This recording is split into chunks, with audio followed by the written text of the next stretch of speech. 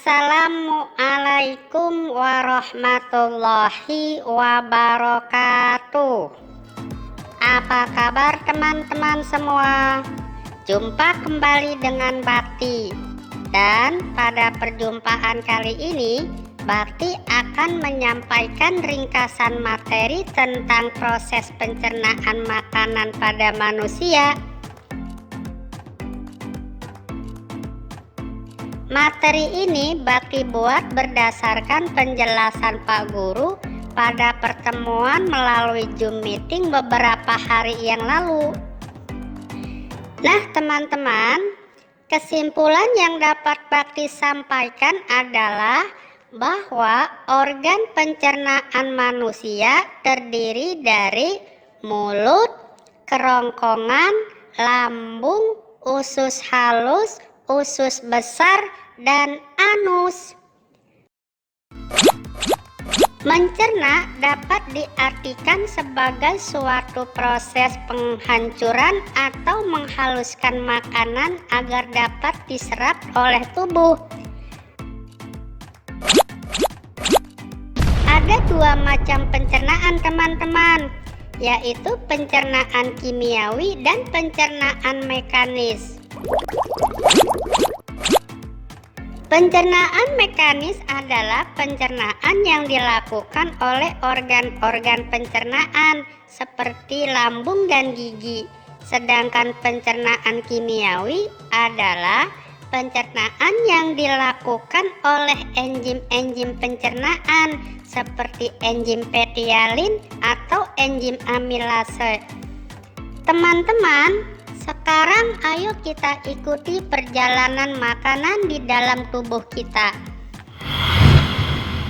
Melalui mulut, makanan masuk ke tubuh kita dan mulai diproses oleh organ pencernaan yaitu gigi.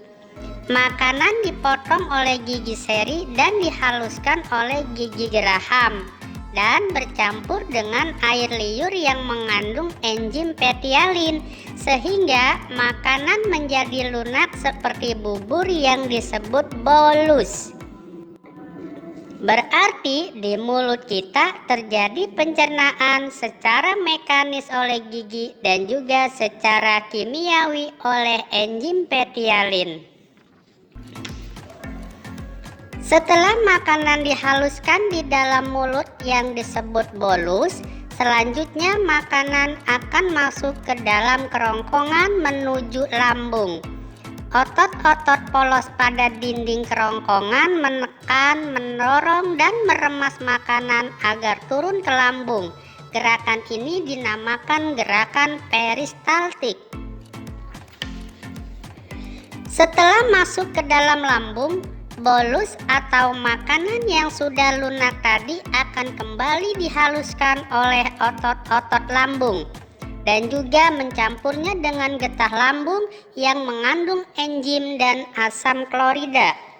Asam klorida berfungsi untuk membunuh kuman-kuman penyakit yang terbawa oleh makanan. Di dalam lambung membutuhkan waktu sekitar 4 jam teman-teman. Nah, makanan tadi hasil pencernaan di lambung yang berupa bubur kental ini dinamakan kismus. Setelah dicerna di dalam lambung, makanan atau kismus ini akan masuk ke dalam usus halus. Teman-teman, usus halus terdiri dari 3 bagian loh, yaitu usus 12 jari, usus kosong, dan usus penyerapan yang panjang keseluruhan bisa mencapai antara 6-8 meter. Di dalam usus 12 jari, makanan dicerna kembali secara kimiawi oleh enzim lipase dan amilase yang dihasilkan oleh pankreas dan empedu.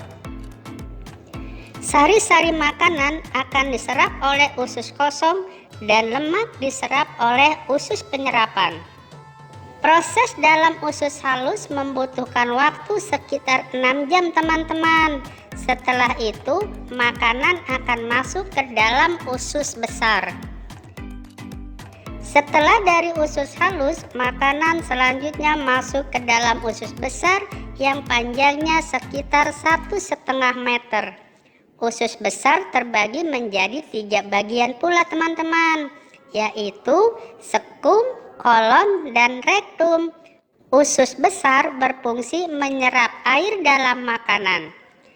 Dan setelah dari usus besar, sisa-sisa pencernaan yang sudah tidak dibutuhkan lagi nantinya akan dikeluarkan oleh rektum melalui anus.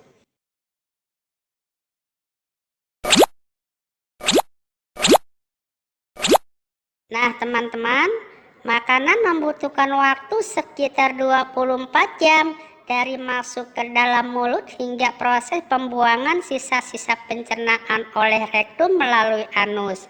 Oh iya teman-teman, ternyata di dalam usus besar terdapat bakteri yang membantu proses pembusukan sisa-sisa makanan sebelum dikeluarkan melalui anus. Bakteri tersebut adalah bakteri Escherichia coli atau biasa disingkat bakteri E. coli. Demikian teman-teman ringkasan materi yang dapat Bakti sampaikan. Semoga dapat menambah pemahaman teman-teman tentang proses pencernaan makanan pada tubuh manusia ya. Terima kasih buat teman-teman yang sudah menyaksikan video ini hingga selesai.